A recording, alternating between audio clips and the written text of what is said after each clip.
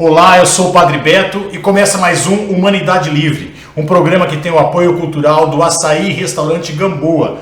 Se você quiser o melhor açaí de Bauru, vá até o Açaí Gamboa, que fica ali na Alberto Segala com a Henrique Save, em frente ao Bauru Shopping, naquela esquina. E do ladinho tem, é claro, o Restaurante Gamboa, onde você tem aquela comidinha caseira e saborosa. E é claro que eu almoço lá todos os dias, não é? Então vá ao Restaurante Gamboa porque você não vai se arrepender. E o Humanidade Livre é um programa de reflexão, então, e de participação sua. Você pode entrar no meu Face, na minha página no Facebook, e lançar lá a sua pergunta, a sua reflexão, o tema que você acha interessante ser abordado aqui, e a gente vai tricotando e construindo esse programa. Se você quiser ouvir ou assistir os programas anteriores, é só acessar a minha página no Facebook, Padre Beto Bauru, ou então a página da TVC Bauru, também no Facebook. Lá estão todos os programas que já foram exibidos aqui no canal 13 da NET. Eu queria mandar um abraço ao Henrique Tomasi, que já está aqui presente, a Rose Maria Correia, que também está aqui presente, e ao Roberto Santos, não é? Também presente. Uma pessoa que até o final também se faz presente aqui. Mas lance a pergunta de vocês, o questionamento ou o tema que vocês acham que são interessantes, não é? A gente discutir nesse momento. Fábio Mito já lança uma pergunta aqui para nós. Se Jesus não poderia ter tido um relacionamento com Madalena, e sim, ele deixaria de ter sido o que é? Claro que não. Claro que não. Bom, primeiro que não há nenhum registro da vida íntima de Jesus Cristo. Tá? Nós não temos conhecimento nenhum, não nos chegou nenhum registro. Um fato é que Jesus não casou. Isso é uma conclusão clara. Jesus não deve ter se casado. Por quê? Porque para a época, casar-se não era nada demais. Pelo contrário, Jesus era visto como um rabino. Não é? E um rabino não casado é que era o anormal. Tá? O normal era um rabino casado. Agora, se Jesus tivesse casado, provavelmente a narrativa do seu casamento estaria num dos evangelhos. Mas não há evidência de casamentos de Jesus Cristo, ou de casamento de Jesus Cristo nos evangelhos que nós temos ou que chegaram até nós. Não é? Nos evangelhos apócrifos há uma insinuação do relacionamento com Maria Madalena. E pode ter acontecido sim, porque Jesus ele se faz ser humano e, como todo ser humano, ele tem a sua libido, tem o seu desejo sexual. Então, mas nós não sabemos nada da vida íntima de Jesus. Nós não sabemos também se de um lado, nos evangelhos apócrifos, nós temos Jesus com uma amizade muito próxima com Maria Madalena. Nos evangelhos oficiais, nós temos também uma amizade muito próxima com Marta e Maria. Não é? E no último evangelho, o evangelho de São João, nós temos o discípulo muito amado. Não é? O que quer dizer o discípulo muito amado? Não é?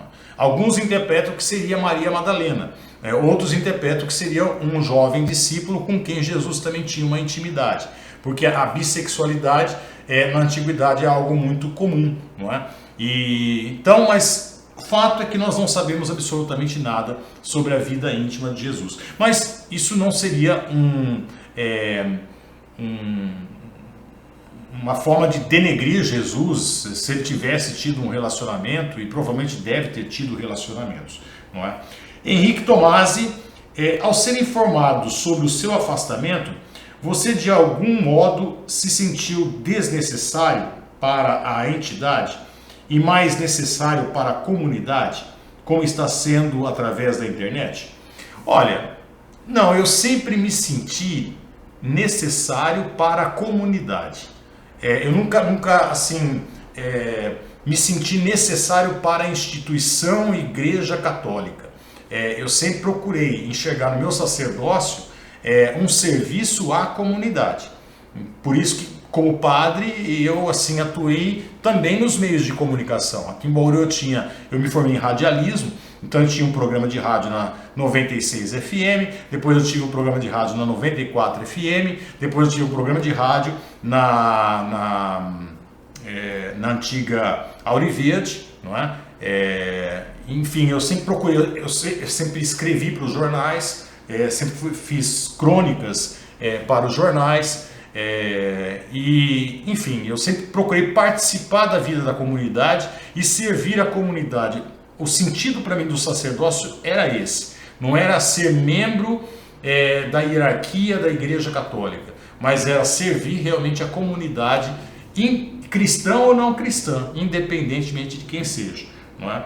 E é claro que aqui com a internet a abrangência é muito maior, né? E aí seria legal vocês colocarem aqui a cidade onde vocês moram, né? Onde vocês estão, porque eu tenho certeza que nem todos são de Bauru. Rita de Cássia Souza já está também aqui com a gente. O Henrique Tomasi também fale um pouco sobre a ausência de história de Cristo após a infância até a vida adulta. Bom, primeiro a gente tem que dizer o seguinte: o que nós temos nos evangelhos é muito pouco, tá? Ali não dá para resumir um ano. Se você pegar o evangelho de Marcos, de Lucas, Mateus e João, os fatos narrados ali não dá nem um ano, não é? De vida, vamos dizer assim. Então, você não tem uma biografia de Jesus Cristo, tá? Nos evangelhos. E essa não é a intenção também. A intenção dos evangelhos, como o nome diz, evangelium, quer dizer anúncio, boa nova, o anúncio de uma boa nova. Então, é isso que os evangelistas ou aqueles que escreveram os evangelhos se proporam a fazer. Anunciar uma boa nova e não dizer exatamente como Jesus viveu. Tanto é que muitas passagens dos evangelhos também não são verídicas, são fictícias, tá? Criadas para transmitir essa boa nova de Jesus Cristo, não é? Mas a gente não sabe absolutamente nada sobre a infância de Jesus e nem sobre a juventude também, não é?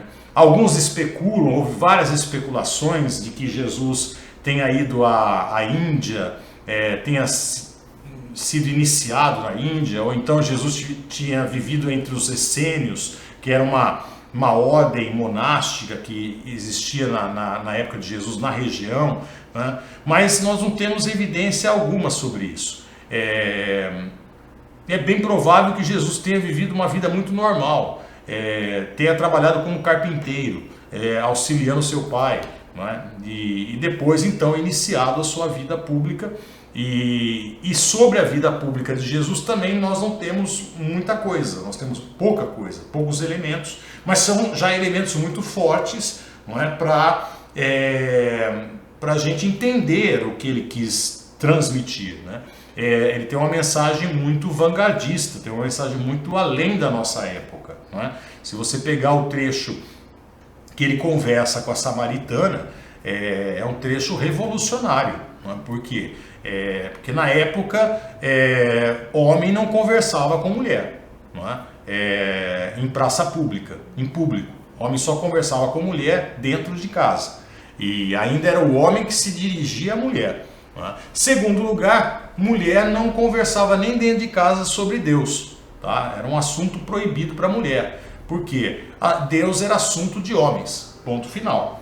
E Jesus senta-se em praça pública, no Poço de Jacó, e conversa com uma mulher sobre Deus. E ainda por cima essa mulher é uma samaritana. Lembrando que Jesus é judeu. E judeus e samaritanos não se bicam, né? Eles são inimigos. Não é? Então é uma passagem tremendamente revolucionária. Não é? Como também Jesus ele não vai falar, ele vai falar assim, virão pessoas que farão coisas muito maiores do que eu. Não é? Então, Jesus tem uma humildade muito grande, né? E ele fala, vós sois o sal da terra, vós sois a luz do mundo. Ele não fala, eu sou o sal da terra, eu sou a luz do mundo. Não, ele joga a responsabilidade para a gente e coloca a gente com uma força muito grande, né? Dentro de nós, né? E, então, o Cristo está muito além da sua época e também da nossa época. Então, os poucos trechos que nós temos de Jesus já bastam para a gente refletir e muito, não é, sobre ele. Fábio Mirto também está aqui. Existe um ponto 100% onde a ciência e a religião se encontram, pelo menos é isso que eu entendi do Fábio. Olha, deixa eu pensar aqui.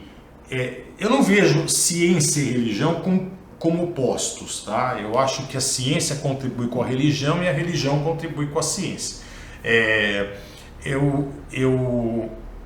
Se eu analisar a Igreja Católica, por exemplo, ela não é criacionista, ela é evolucionista. Então ela se encontra com a ciência aqui e acredita no Big Bang, acredita no evolucionismo, não é? Então há um encontro aqui entre ciência e religião. Eu acho que há muitos pontos interessantes entre ciência e religião, não é? Por exemplo, que a ciência nos leva a conhecer melhor a realidade, não é? E a complexidade dessa realidade. Não é? E isso faz com que a gente tenha uma humildade muito grande diante desse universo todo que está aí. Não é? Há pouco tempo aqui viram um buraco negro e a gente não sabe exatamente o que tem ali, né? Então há uma humildade muito grande a ter, né, diante da ciência. E o homem religioso, ele tem isso, né? Ele é um ser que tem que ter uma humildade muito grande diante do mistério que é Deus. Não é? Durante o mistério que está aí. Não é? Então, eu acho que as duas têm que caminharem juntas, fé e razão, fé e ciência, uma ensinando a outra. Roberto Santos, por que a Bíblia diz o preço do pecado é a morte? Será que todos serão salvos? Olha, quando ela diz isso, o peso do pecado é a morte, ela está se referindo não no pós-morte, tá? Mas no aqui e agora. Por que o preço do pecado é a morte? Não é? Porque quando eu estou em pecado, eu acabo morrendo. Não é? Eu sou um morto-vivo. O que é um pecado? Pecado é uma situação, em primeiro lugar. Não é um ato. Se eu, por exemplo, agrido minha mulher, não é sinal que eu estou em pecado, eu estou numa situação de pecado, que pode ser o quê? Uma situação de irritação muito forte, ou então eu estou em desarmonia conjugal, alguma coisa não está legal no meu casamento. Não é? Então esse estado de pecado, ou seja, esse estado de desamor comigo mesmo, com a vida e com a natureza, faz com que eu tenha atos que são negativos, tá? Por isso o estado de pecado não é um estado para ter culpa, mas é um estado para ser reconhecido e a gente evoluir e sair desse estado. Por quê? Porque o estado de pecado faz com que eu me torne um morto-vivo, ou seja, uma pessoa triste, acomodada, na zona de conforto, sem iniciativas, uma pessoa irritada, uma pessoa de mal com a vida, enfim, o estado de pecado produz isso em mim, não é? E por isso que eu cometo atos de pecado, atos negativos, não é? Então, o pecado é para ser reconhecido, por quê? Porque senão eu morro, eu não vivo verdadeiramente, não é? Eu só vivo verdadeiramente a partir do momento que eu amo. Não é? Eu amo a vida, eu amo a natureza, eu amo os seres humanos, aí eu tenho verdadeiramente vida. Não é? Enquanto que se eu estou num estado de pecado, eu estou morto. Não é? Por exemplo, a rotina do dia a dia faz com que a gente entre no estado de pecado. A gente deixa de perceber as pessoas, deixa de abraçá-las, deixa de dar um sorriso a elas, não é? Deixa de fazer o bem, e a gente entra naquele ritmo do dia a dia, o dia vai passando, dia após dia, e a gente não faz uma vida extraordinária, a gente fica numa vida ordinária. Isso é um estado de pecado, tá bom? Daniela Sala, ela manda a seguinte pergunta: como acreditar numa igreja que não vive o que prega? Pois é, complicado. Eu tô lendo o livro, e aliás recomendo o livro, No Armário do Vaticano, tá? Eu não me lembro agora o nome do francês, do jornalista. No Armário do Vaticano. É um livro espetacular, só que é cruel, tá? O que fala esse livro, No Armário do Vaticano? Basicamente, mas ele vai provar certinho, eu acho que tem que ser lido, tá? Ele vai dizer que a maioria do Vaticano ali é formada de gays e gays praticantes, tá? Gays e gays praticantes. Eu estou falando de padres, de arcebispos, de cardeais e de papas, tá? Então a grande maioria ali são gays e gays praticantes. Bom, eles se chamam de a paróquia. Esse é o código, né? É a paróquia. Então quem está dentro da paróquia não é protegido. E aí a paróquia tem certas regras, tá? Por exemplo, você pode transar com quem você quiser, desde que não haja escândalo, não é? Então você pode pagar um garoto de programa, você pode transar com um colega seu, ou com um cardeal, ou com um guarda suíço, mas não pode haver escândalo. Segunda regra, se um arcebispo é um gay praticante e pertence à paróquia, ele vai nomear um bispo também gay praticante que pertence à paróquia. Quer dizer, eles vão se privilegiando, e vão subindo na hierarquia da igreja. Muito bom para se ler e para prestar atenção. Eu acho que o grande erro de tudo isso que acontece com a Igreja Católica, por exemplo, outra regra da paróquia, né, ou dos gays praticantes do Vaticano nós somos contra os gays e nós somos a favor do celibato, tá? Então eles são militantes, são homofóbicos e são a favor do celibato. Bom, mas isso não acontece só lá, não é? Isso acontece aqui embaixo também. O que eu vejo é o seguinte, a conivência dos leigos. Quantos leigos não veem seus padres com vida dupla e ficam quietos, não é? Ficam quietos, calados, prestam atenção na homilia, vão comungar numa boa, tal, e fingem que não vê, fica naquela brincadeira de fingir que não existe, mas todo mundo sabe que existe, que o cara tem uma vida dupla, seja com mulher ou seja com homem, muitas vezes sabe até de jovens e bem jovens, não é? E ficam calados, ninguém fala nada, não é? Então isso vai apodrecendo a estrutura, não é? Então essa conivência dos leigos é preciso se denunciar, principalmente em casos de pedofilia, tá? Porque pedofilia é crime.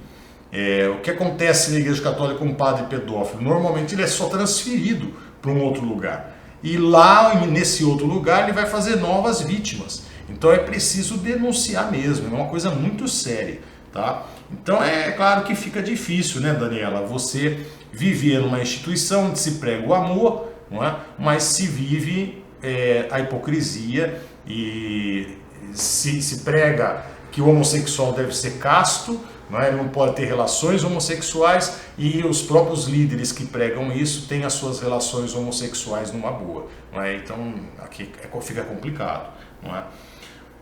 Um grande abraço, Daniela. O Fábio Mirto de novo. Moro em São Paulo há 11 anos e fiz parte do programa Conexão com Você. Legal. E Ricardo Bizarra, aos domingos. Você me chamava de filósofo boêmio.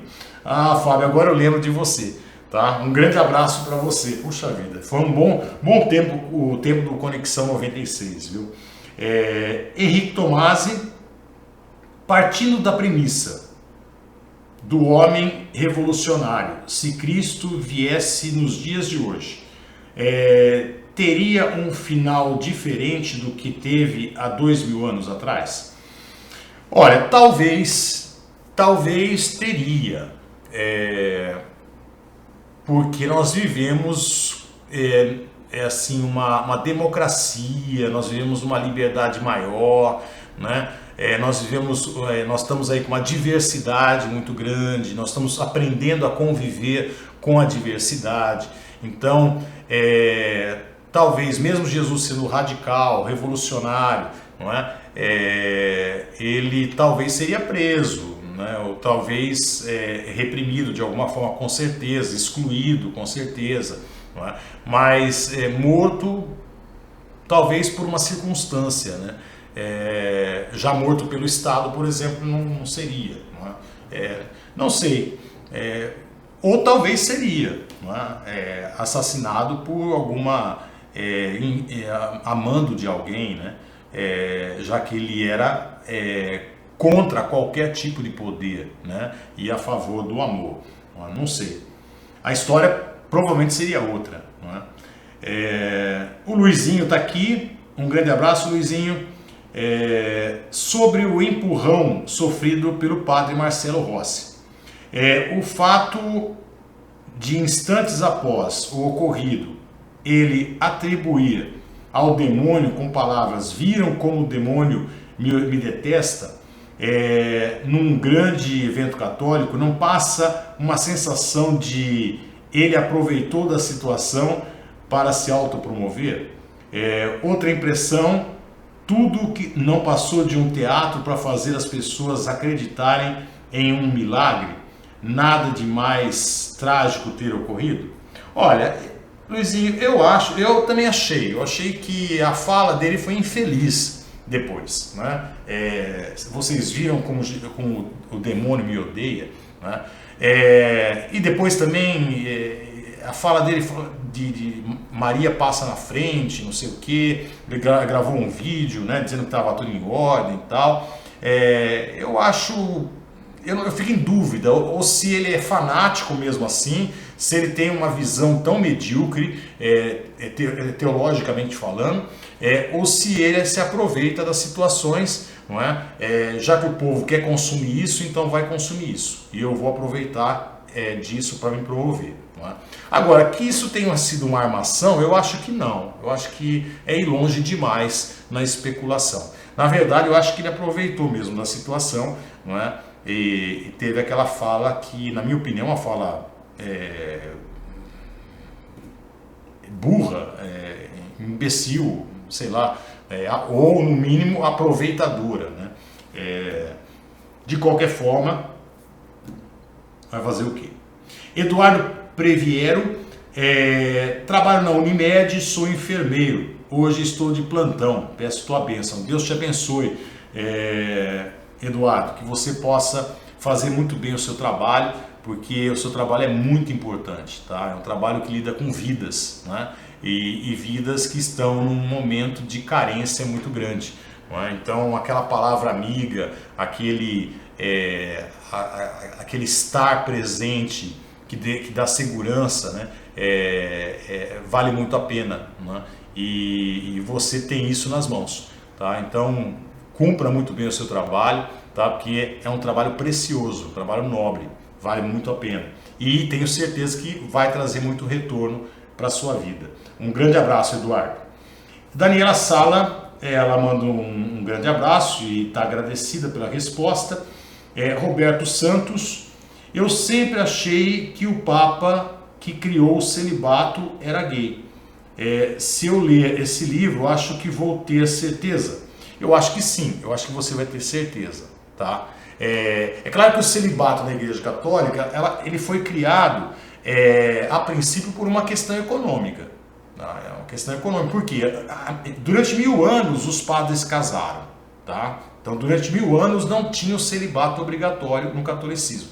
Depois é que um Papa instituiu. Por quê? Porque sempre havia problemas de herança, sucessão, não é? O padre tinha filhos, era mais gasto que tinha que manter, enfim. E a igreja não ficava com os bens do padre depois que ele morresse, né? Então, foi uma questão econômica. Agora, a questão dos gays, você vai ver que foi uma questão do século XX mesmo. não é? Por quê? Porque até então a homossexualidade ela vai ser demasiadamente reprimida, né? No século XX que ela começa a ser aceita, não é? Só que muitos gays não querem se assumir. Então, qual o fenômeno que acontece? Eles entram para o seminário. E entram para o seminário sem vocação. Eu não estou dizendo que gay não pode ser padre, tá? Claro que pode, desde que ele tenha vocação, como hétero também, desde que ele tenha vocação. Mas no caso dos gays, muitos gays entram sem vocação, tá? E aí é uma pessoa que não tem aquele idealismo de servir a comunidade. É uma pessoa que vai buscar ser carreirista. Então, eles vão, já no seminário, eles começam primeiro a ter encontros. Porque um gay no seminário é como um hétero numa pensão de moças, né? Imagina um hétero morar numa casa de moças, né? Vai ter problema, não é? Então o gay morar num lugar onde só tem homens, né? Então isso também vai gerar problemas. E ele vai encontrar outros gays também que entraram sem vocação só para não se assumir gay na sua família ou na sociedade. Lembrando que quando o gay está fora e vai ficando adulto e não vai tendo namorada, né, a turma vai começando a questionar, pô, esse cara, qual é a dele, né? Enquanto se o gay entra para o seminário, ninguém mais questiona nada, ele é um ser assexuado, não é? Mas aí já começa a promiscuidade dentro do seminário, não é? E a promiscuidade e a busca de poder. Então, o que vai satisfazer o gay sem vocação é ele ter poder, ele ter dinheiro, não é? E assim por diante. Então, é isso que vem acontecendo desde a década de 50 até hoje, vem aumentando isso, não é? Apesar da liberação e, claro, da aceitação do grupo LGBT. Vamos lá de novo. Emerson Takeu, um grande abraço para você. O que você poderia dizer sobre o governo Bolsonaro? Olha, são 200 e poucos dias, né, de governo, né? Eu acho que é muito pouco. O que eu posso dizer, bom, é um governo conservador, isso é claro, não é? Mas até agora eu não vi nenhum programa, tá? Nenhum projeto de sociedade. Não vi isso. Não sei se é bom ou ruim, tá? Isso que eu vou falar, mas eu não vejo, eu vejo assim, questões pontuais, tá? A reforma da Previdência foi uma bandeira muito grande e tudo mais e tal, mas o Maia foi o grande, o presidente da Câmara foi o grande, aquele que se engajou realmente para a reforma da Previdência, mas depois pontos, assim, questões pontuais e polêmicas desnecessárias, não é? Então, não estou vendo assim nenhum projeto para a sociedade. Parece que o Bolsonaro não acreditava que ele ia vencer, não é? E aí, de repente, se tornou presidente e está aí, não é? E está se encontrando ainda. Vamos ver, não é? Deixa eu ver aqui o Luizinho novamente. Ainda sobre o ocorrido com o padre Marcelo Rossi. As pessoas se chocaram com o empurrão, mas no dia a dia ocorrem coisas mais cruéis e não há esse sentimento de choque. Há muita hipocrisia das pessoas ditas religiosas, ou é grau de importância que eles dão aos assuntos? Eu acho que é grau de importância que eles dão aos padres, tá? Por isso que muitos padres não são denunciados também. Gente, nós temos que terminar, não é? E eu espero vocês, agradeço as perguntas, a participação de todos. Não vou responder a Michele Simão Biazin, infelizmente não vou responder também ao Carlos Expedito Rocha. Fica para a próxima vez e eu espero vocês na próxima quinta-feira, às 22h30, aqui no Humanidade Livre. Uma ótima semana para todos vocês. E que a gente possa ter esse assunto, esses assuntos assim bem mais aprofundados no nosso próximo encontro. Até lá!